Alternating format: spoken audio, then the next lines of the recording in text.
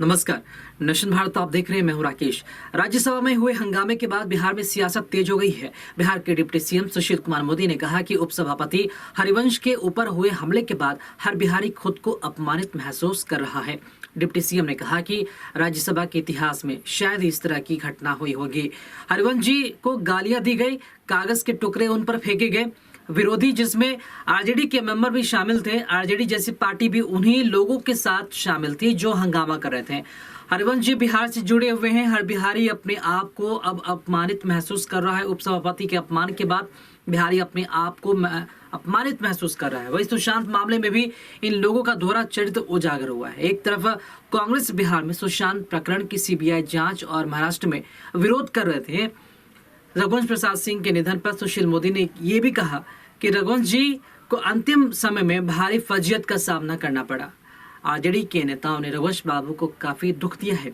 अंतिम समय में उनके परिवार वाले लोग दुखी थे कि उनके पार्थिव शरीर को आरजेडी कार्यालय भी ले जाने से मना कर दिया गया। उसको दरकार जरूर होगी अपनी सहयोगी पार्टियों की, क्योंकि सहयोगी पार्टियों की अगर आप बात करें तो अकाली दल बिल्कुल साथ नहीं है। हरसिमरत कौर बादल ने तो इस्तीफा तक दे दिया।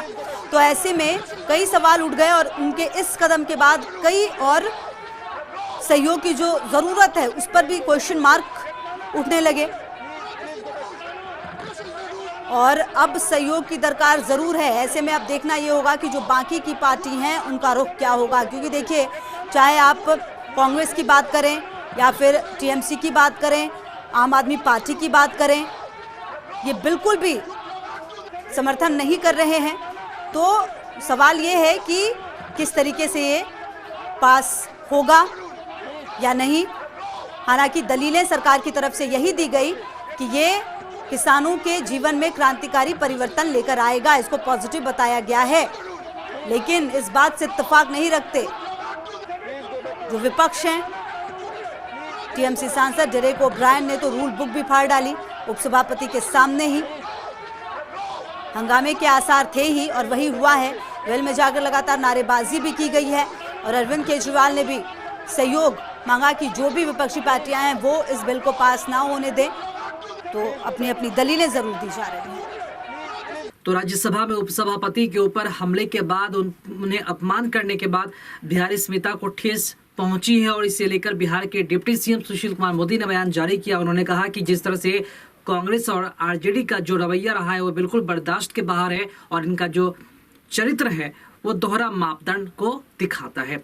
बहरहाल नेशन भारत में खबरों का सिलसिला जारी है। खबरों में अपडेट बने रहने के लिए आप देखते रहे नेशन भारत। साथ ही हमारे वीडियोस को लाइक करें, शेयर करें और हमारे यूट्यूब चैनल नेशन भारत को सब्सक्राइब करना ना भूलें। नमस्कार।